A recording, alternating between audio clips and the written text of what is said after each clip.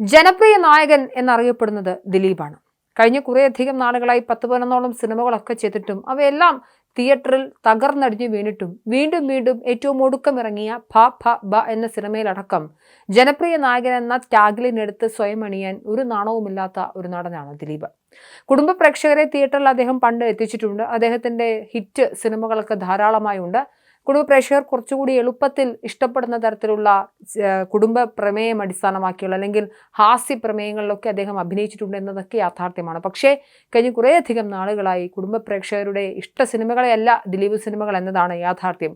അങ്ങനെ ഇരിക്കവേ വീണ്ടും വീണ്ടും ജനപ്രിയ നായകനെന്ന് പറഞ്ഞ് ദിലീപിന്റെ ഏറ്റവും ഒടുക്കമിറങ്ങിയ ഭ ഭ ബ പുറത്തിറങ്ങുകയും അടുപ്പിച്ചൊരു 1-2 ദിവസം ഫാൻസിന്റെ തള്ളുകളും PR വർക്കുകളും ഒക്കെ കാരണം കുറച്ച് ആളുകളെയൊക്കെ തിയേറ്ററിൽ എത്തിക്കാൻ സാധിച്ചെങ്കിലും ഇപ്പോൾ ഭ ഭ ബ ഓടുന്ന ഒരു സിനിമ തിയേറ്ററിലും ആളുകൾ കയറുന്നില്ല എന്നുള്ളതാണ് അവസ്ഥ. ഈ ഘട്ടത്തിലാണ് ഡിസംബർ 25-ാം തീയതി ക്രിസ്മസ് ദിനത്തിൽ യഥാർത്ഥ ജനപ്രിയ നായകനായ നിവിൻ പോളിയുടെ സർവമായ എന്ന സിനിമ തിയേറ്ററിലെത്തുന്നത്. നമുക്കറിയാവുന്ന കാര്യമാണ്. ലോക, കളങ്കാവൽ, എക്കോ, തുടരും തുടങ്ങി മലയാള സിനിമയിൽ അടുത്തിടെ ഇറങ്ങി ഒരുപാട് നല്ല സിനിമകളുണ്ട്, കുറേയധികം മോശം സിനിമകളുണ്ട്. ഈ സിനിമകളിൽ നല്ല സിനിമകൾക്കൊപ്പം ചേർത്ത് വയ്ക്കാൻ പറ്റുന്ന ആ ലിസ്റ്റിലേക്ക് നമുക്ക് എടുത്തു വയ്ക്കാൻ പറ്റിയ ഏറ്റവും ഒടുക്കമിറങ്ങിയ സിനിമകളിലൊന്നാണ് സർവമായ. മോഹൻലാലിൻ്റെ ഫാൻസിനൊരു പ്രത്യേകതയുണ്ട്. സ്ലീപ്പിംഗ് സെൽ ഫാൻസ് ധാരാളമുള്ള ഒരു നടനാണ് മോഹൻലാൽ. കാരണം അദ്ദേഹത്തിൻ്റെ സിനിമകൾ വിജയിക്കുകയാണെങ്കിൽ ആളുകൾ ഇടിച്ചു കയറുകയും എന്നാൽ അദ്ദേഹത്തിൻ്റെ സിനിമകൾ മോശമാണെങ്കിൽ മിണ്ടാതിരിക്കുകയും ചെയ്യുന്ന ഒരു വലിയ വിഭാഗം ഓഡിയൻസ് ഉണ്ട്. സമാനമായി ഉള്ള സ്ലീപ്പിംഗ് സെൽ ഓഡിയൻസ് ഉള്ള ഫാൻസ് ഉള്ളൊരു നടനാണ് നിവിൻ പോളി. വ്യക്തിപരമായി ഞാനും നിവിൻ പോളിയുടെ സിനിമകളെ ഇഷ്ടപ്പെടുന്ന, അദ്ദേഹത്തിൻ്റെ ഒരുപാട് സിനിമകളിൽ അദ്ദേഹത്തിൻ്റെ അഭിനയ മികവിനെയൊക്കെ കണ്ട് ഇഷ്ടപ്പെടുന്ന ഒരു വ്യക്തി കൂടിയാണ്. അതുകൊണ്ട് തന്നെ നിവിൻ പോളി ആ പഴയ ഒരു വാമിൽ, ആ പഴയ ഒരു രസത്തിൽ അദ്ദേഹം തിരികെ എത്തണം, അദ്ദേഹത്തിന് നല്ലൊരു സിനിമ കാണണമെന്ന് ആത്മാർത്ഥമായി ആഗ്രഹിച്ചിരുന്ന സമയത്താണ് 2025-ൽ ഇങ്ങനെ ഒരു സിനിമ പുറത്തിറങ്ങുന്നത്. 2020-ൽ പുറത്തിറങ്ങിയ മലയാളം ഹൊറർ കോമഡി ഫാന്റസി എന്നൊരു ഗണത്തിൽപ്പെടുന്ന ചിത്രമാണ് സർവമായ. അഖിൽ സത്യൻ, സത്യനന്ദിക്കാടിൻ്റെ മകൻ അഖിൽ സത്യൻ രചനയും സംവിധാനവും നിർവഹിച്ച ഫയർഫ്ലൈ ഫിലിംസ് നിർമ്മിച്ച ചിത്രത്തിൽ നിവിൻ പോളിയുണ്ട്, റിയ ഷിബു ഉണ്ട്, അജു വർഗീസ് ഉണ്ട്, ജനാർദ്ദനനെ പോലുള്ള സീനിയർ ആർട്ടിസ്റ്റുകളുണ്ട്, മധു വാര്യരുണ്ട്. അങ്ങനെ നിരവധി ആളുകൾ അഭിനയിക്കുന്ന ഒരു സിനിമയാണ്. പാച്ചുവും അത്ഭുതവിളക്കും എന്ന ചിത്രത്തിന് ശേഷം അഖിൽ സത്യൻ ഒരുക്കിയ ചിത്രം സത്യത്തിൽ മനസ്സ് നിറഞ്ഞ് കാണാൻ പറ്റുന്ന വളരെ ഒഴുക്കുള്ളൊരു സിനിമയെയാണ് വ്യക്തിപരമായി ഞാൻ മനസ്സിലാക്കുന്നത്. അഖിൽ സത്യൻ നിവിൻ പോളി കൂട്ടുകെട്ടിൽ ഒരുങ്ങിയ ഫാന്റസി ഹൊറർ കോമഡി ചിത്രമാണ്. എവിടെയും നമുക്ക് സിനിമയിലുടനീളം നർമ്മമുണ്ട്, സിനിമയിലുടനീളം ഇമോഷണൽ കണക്ഷൻസ് ഉണ്ട്. സിനിമയിൽ ഒരു ഹൊറർ സിനിമയാണ്, പക്ഷേ ഇതൊരു ഹൊറർ സിനിമയേക്കാൾ ഉപരിയായി നമുക്കൊക്കെ മനസ്സിന് വലിയ ആർദ്രത തരുന്നൊരു സിനിമ കൂടിയാണ്. മലയാള സിനിമയിൽ ഈ അഖിൽ സത്യൻ നിവിൻ പോളി കൂട്ടുകെട്ട് എന്നൊരു കോംബോ എന്നതിനേക്കാൾ ഉപരിയായി മലയാള സിനിമയിലെ എവർഗ്രീൻ കൂട്ടുകെട്ടാണ് നിവിൻ പോളിയും അജു വർഗീസും. ഇവർ തമ്മിൽ ഒന്നിക്കുന്ന 10ാമത്തെ ചിത്രം എന്നൊരു പ്രത്യേകതയും സർവമായിക്കൊണ്ട്. ഈ 90കളിൽ ഈ സത്യനന്ദിക്കാട് മോഹൻലാലിനെ കൊണ്ട് പ്ലേസ് ചെയ്ത കുറേയധികം സിനിമകളുണ്ട്. നാടിൻ്റെ പശ്ചാത്തലത്തിൽ വളരെയധികം മിഡിൽ ക്ലാസ് ജീവിതങ്ങളുടെ യാഥാർത്ഥ്യം പറഞ്ഞിരുന്ന, അവരുടെ കഷ്ടപ്പാടും ബുദ്ധിമുട്ടുകളും അവരുടെ അരക്ഷിതാവസ്ഥയും തൊഴിലില്ലായ്മയൊക്കെ സംസാരിച്ചിരുന്ന സത്യനന്ദിക്കാട് സിനിമകൾക്കൊരു യാഥാർത്ഥ്യം, അല്ലെങ്കിൽ സത്യനന്ദിക്കാട് സിനിമകൾക്കൊരു ജീവനുണ്ട്. ആ ജീവൻ എന്ന് പറയുന്നത് നമ്മുടെ അതേ ജീവിതത്തിലെ യാഥാർത്ഥ്യങ്ങൾ അത് റിഫ്ലക്റ്റ് ചെയ്യുന്നു എന്നുള്ളതാണ്.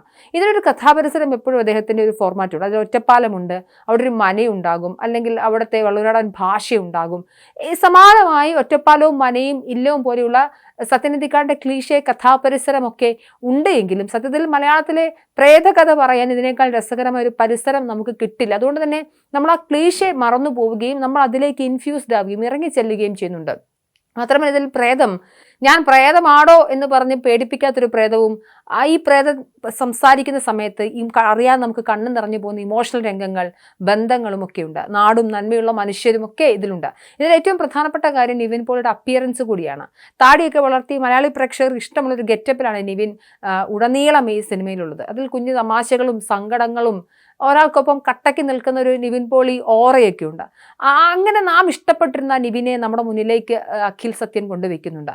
ഇതിൽ ഈ പൂജകളൊക്കെ ചെയ്യുന്ന വളരെ രസികനായ ഒരു നമ്പൂതിരിയായാണ് അജു വർഗീസ് അഭിനയിക്കുന്നത്. ഇവരുടെയൊക്കെ പേരുകളുമൊക്കെ വ്യത്യസ്തമാണ്, വളരെ രസകരവുമാണ്.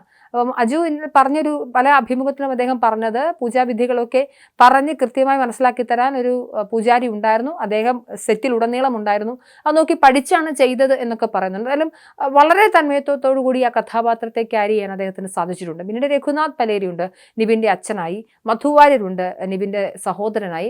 ഇവരുടെ കഥാപാത്രങ്ങളൊക്കെ വളരെ മിഴിവുള്ള ആഴമുള്ള കഥാപാത്രങ്ങളാണ്. പക്ഷേ വളരെ ഒരുപാട് സമയമൊന്നും ഇവരില്ല എങ്കിലും, അധികം സംഭാഷണങ്ങളും സ്ക്രീൻ പ്രസൻസും ഇല്ല എങ്കിലും ഈ കഥാപാത്രത്തെ ഉൾക്കൊണ്ട് അവർ അഭിനയിച്ചിട്ടുണ്ട്. ഈ തിയേറ്ററിലേക്ക് കുടുംബ പ്രേക്ഷകരെ എത്തിക്കാൻ സാധിച്ചാൽ സിനിമ വിജയിക്കുമെന്നാണല്ലോ. അപ്പോൾ സർവമായ എന്ന ചിത്രത്തിലൂടെ അത് എന്തായാലും സംഭവിച്ചിട്ടുണ്ട്. ഞാൻ ഇന്നലെ പോയത് നിറഞ്ഞ സദസ്സുള്ള തിയേറ്ററിലാണ്. ഇപ്പോഴും നമുക്ക് ടിക്കറ്റ് ബുക്ക് ചെയ്യാൻ നോക്കിയാൽ ടിക്കറ്റുകൾ കിട്ടാത്ത അവസ്ഥയുണ്ട്. അവധിക്കാലമാണ്. ഒരു ഫീൽ ഗുഡ് സിനിമയ്ക്കായിട്ട് സത്യത്തിൽ മലയാളികൾ ഇങ്ങനെ ആഗ്രഹിച്ചിരിക്കുകയായിരുന്നു. ആ ഒരു ഘട്ടത്തിലാണ് സർവമായി വരുന്നത്. ആദ്യ പകുതി ചിരിയാണെങ്കിൽ രണ്ടാം പകുതിയിൽ ചില വൈകാരിക രംഗങ്ങളൊക്കെ ഉണ്ട്. സിനിമ തീർന്നു പോയല്ലോ എന്നൊരു വിഷമവും നമുക്കുണ്ടാവും. ഇനി നമ്മൾ ഇതുവരെയും കാണാത്ത ഹൊറർ മൂവി ഫോർമാറ്റിൽ നിവിനോടൊപ്പം ചിത്രത്തിൽ കയ്യടി നേടി വേറൊരാളുണ്ട്, റിയ ഷിബു എന്നൊരു നടിയാണ്. ജെൻസി തലമുറയെ പ്രതിനിധീകരിച്ച് വരുന്ന കഥാപാത്രമാണ്. വളരെ തന്മയത്വത്തോടു കൂടി വളരെ രസകരമായി കഥാപാത്രം റിയ ചെയ്തിട്ടുണ്ട്. ഈ ജെൻസി കിഡ്സിൻ്റെ കുറേ ഭാഷാപ്രയോഗങ്ങളുണ്ട്, ഡെലുലുവും പൂക്കിയും പോലെയുള്ള പ്രയോഗങ്ങളൊക്കെ. അതായത് ഈ നാട്ടിലുള്ള എന്തൊക്കെയുണ്ടോ അതൊക്കെ ഈ സിനിമയിലും ഉണ്ട് എന്നുള്ളതാണ്. മലയാള സിനിമയിലെ ഏറ്റവും മികച്ച വർഷങ്ങളൊന്നാണ് 2025. നമുക്കറിയാം, ഒരുപാട് സിനിമകൾ ഹിറ്റടിച്ച് എന്നാൽ മോശം തിരക്കഥകളെ അപ്പാടെ തള്ളിക്കളഞ്ഞ 2025 കടന്നു പോകുമ്പോൾ അതിൽ എടുത്തു വെക്കാവുന്ന ഏറ്റവും മികച്ച സിനിമകളിലൊന്നാണ് അഖിൽ സത്യൻ്റെ സർവമായ. നമുക്ക് അന്യമായി പോയ ആ ഫ്രെയിമുകളൊക്കെ നമുക്ക് തിരിച്ച് കാണുമ്പോൾ, പ്രത്യേകിച്ച് 90s കിഡ് എന്ന രീതിയിൽ വ്യക്തിപരമായി ഒരുപാട് റിഫ്രഷിംഗ് ആയിരുന്നു. നമ്മളൊരാൾ വളരെ ആത്മാർത്ഥതയോടുകൂടി നമ്മുടെ സങ്കടങ്ങളിൽ ഒരാൾ നമ്മളെ ഹഗ് ചെയ്യുന്നൊരു ഫീലൊക്കെ സിനിമ കണ്ടിറങ്ങുമ്പോൾ നമുക്ക് തോന്നും. അവിടെ തന്നെയാണ് എഴുത്തുകാരൻ്റെ, സംവിധായകൻ്റെ, കഥാപാത്ര നിർമ്മിതിയുടെ വിജയം തന്നെ.